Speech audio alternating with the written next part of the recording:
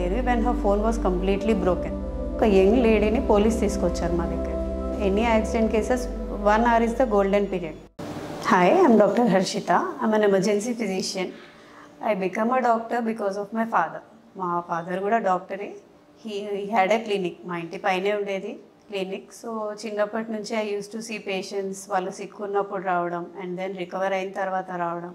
So ఆ transition చూసేదాన్ని and then ఆ సాటిస్ఫాక్షన్ అండ్ ఆ హ్యాపీనెస్ వాళ్ళ ఫేసెస్లో, వాళ్ళు రికవర్ అయిన తర్వాత మా ఫాదర్ దగ్గర రావడం, ఆ heartfelt thank you. So అవన్నీ నాకు చిన్నప్పుడు చాలా బాగా అనిపించేది. అండ్ దెన్ ఐ థాట్ నాకు కూడా ఆ ఫీలింగ్ కావాలి, ఆ పీపుల్ని హెల్ప్ చేసినప్పుడు ఆ సాటిస్ఫాక్షన్ కావాలి. So then at that moment I thought నేను కూడా ఒక డాక్టర్ అవ్వాలి పెద్దగా అయ్యాక. రోజు ఒక నైట్ షిఫ్ట్లో పోలీస్ ఒక యంగ్ లేడీని తీసుకొచ్చారు మా దగ్గరికి. She was involved in a road traffic accident.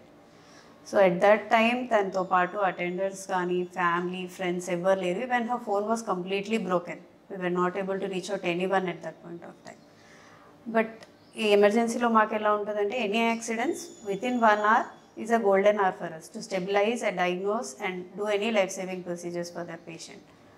As consent ఇవ్వడానికి ఫ్యామిలీ ఫ్రెండ్స్ ఎవరు లేరు కాబట్టి in emergency when 2 doctors can consent we can go ahead with the life saving procedures.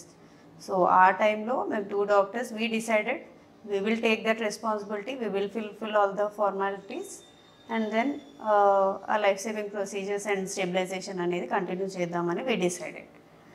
And we were able to do that. 2.5 hours తర్వాత family reach out అయ్యారు మాకు. But ఆ టైంలో they were shock to see their daughter in that stage.